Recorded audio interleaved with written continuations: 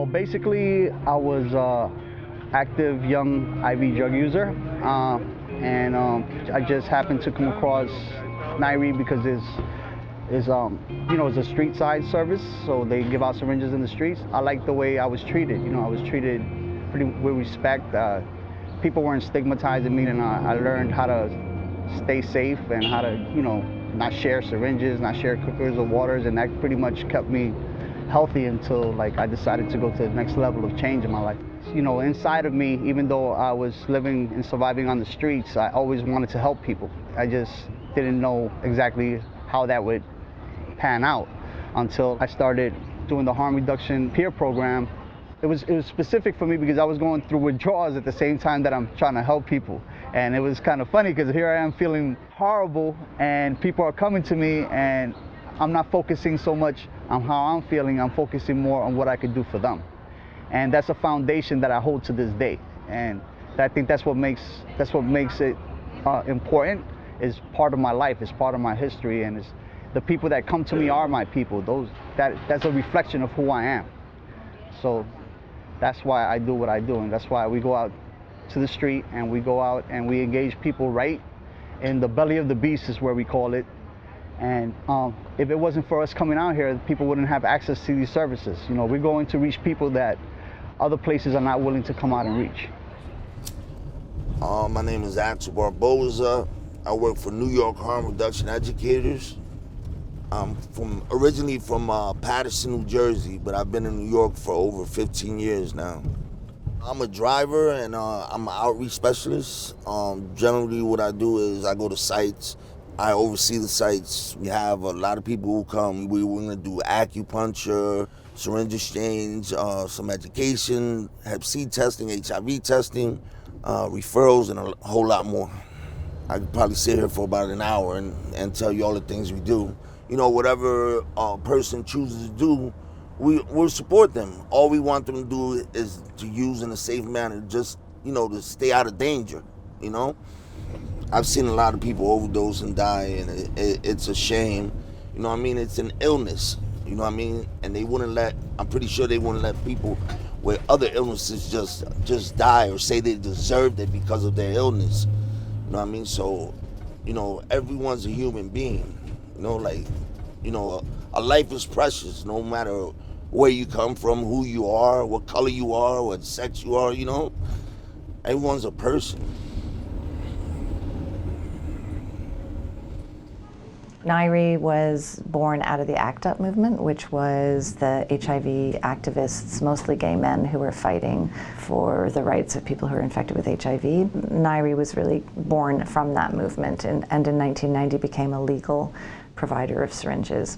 And it has grown into what is now the largest provider of clean syringes in New York. We have a drop-in center here where we have support services on site, and we also have mobile exchanges that are located across East Harlem and in the South Bronx. The thing that we really focus on is making sure that people who are drug users have the opportunity to be trained and given opportunities for work. There's very few spaces that you can actually occupy if you are an active drug user.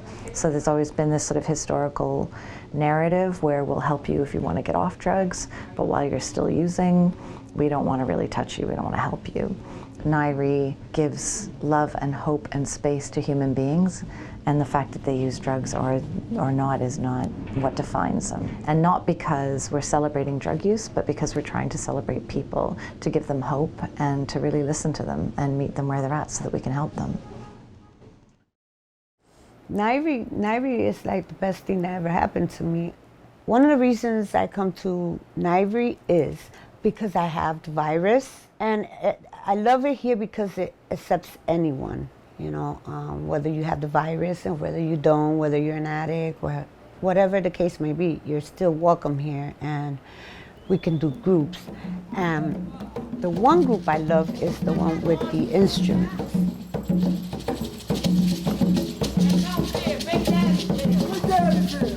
Start this motherfucker now.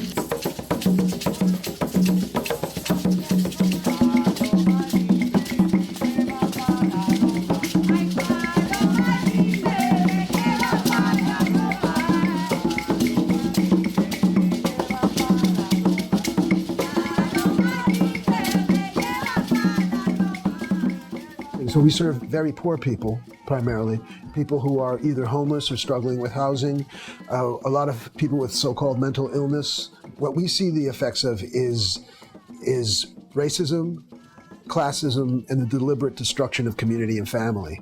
And that's what we really see when people sort of lose their bearings. There's no attachment to the unit of family.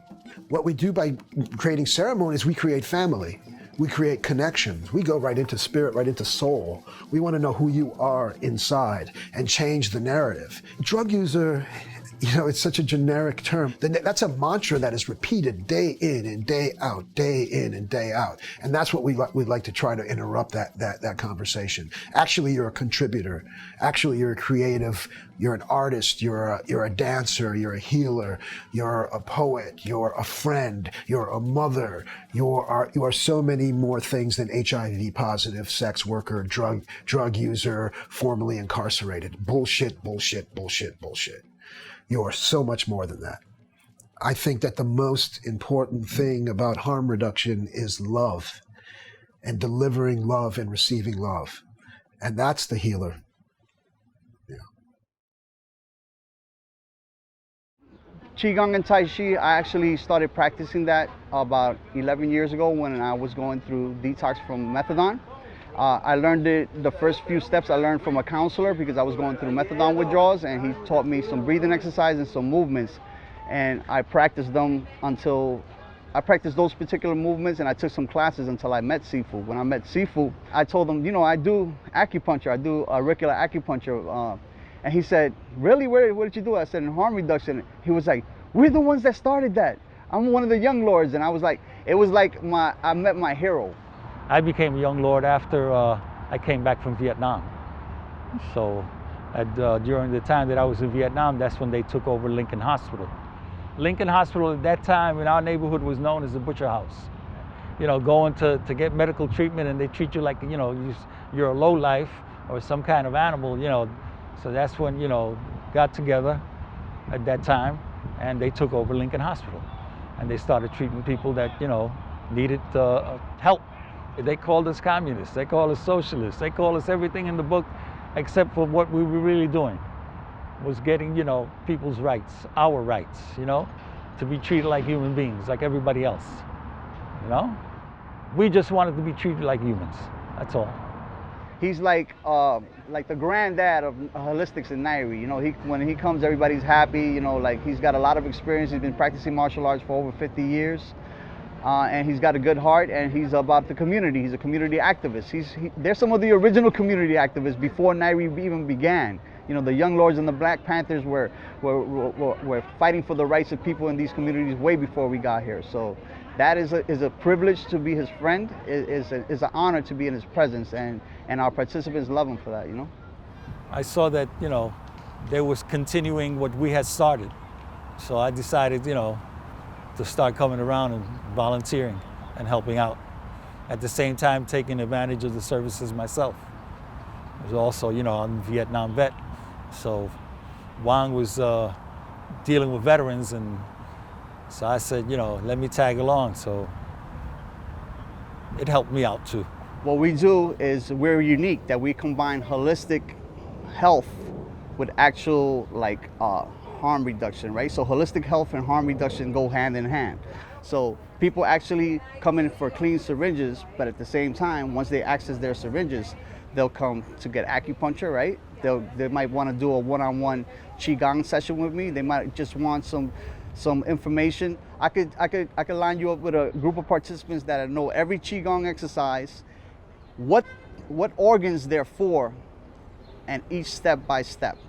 And these are active drug users. These are people that go out in a group into the park, and we go out into the community, which the community sees nothing but a bunch of drug users that are no good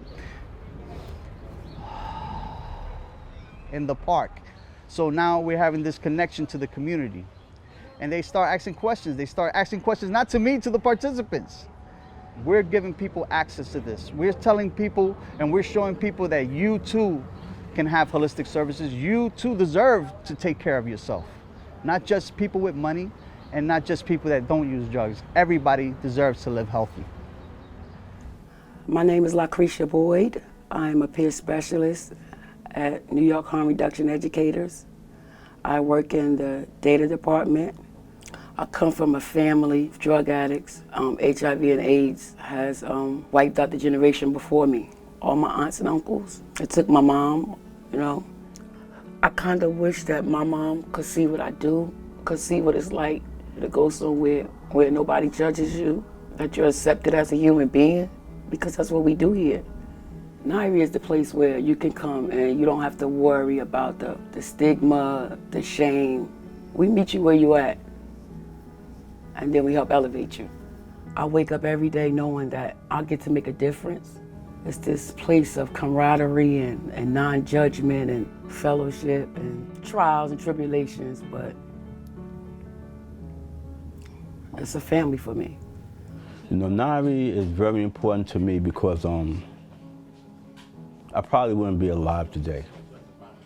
You know, my whole life changed when I came to Nairi. I was reconnected to being a human being.